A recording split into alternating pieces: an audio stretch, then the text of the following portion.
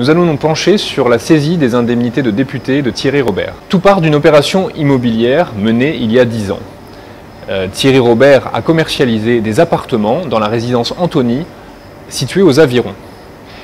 Sauf que dans cette résidence, il y avait beaucoup de malfaçons et les logements n'étaient pas conformes au permis de construire. Les habitants ont saisi la justice leur a donné raison, il doit toujours leur verser 270 000 €, ce qu'il n'a jamais fait depuis 2016. Pas du tout, c'est une décision rarissime. Ce qui est inhabituel dans cette procédure, c'est que le député a organisé son insolvabilité. Autrement dit, il a transféré des biens immobiliers notamment à ses proches pour ne pas avoir à payer. L'huissier de justice, pour récupérer l'argent, a été obligé de se tourner vers l'Assemblée nationale.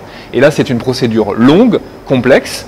L'Assemblée nationale a d'ailleurs traîné les pieds pour la faire aboutir, mais elle a finalement donné raison lundi. Et donc, l'intégralité des indemnités parlementaires de Thierry Robert vont pouvoir être saisies, c'est-à-dire 5 600 € par mois. À ce rythme, il lui faudra 4 ans pour tout rembourser. Et il faut savoir que cette saisie restera en vigueur même si Thierry Robert est réélu député en juin prochain. Au-delà des conséquences financières pour l'élu, cette affaire va creuser un peu plus le fossé entre le député et le président de la République.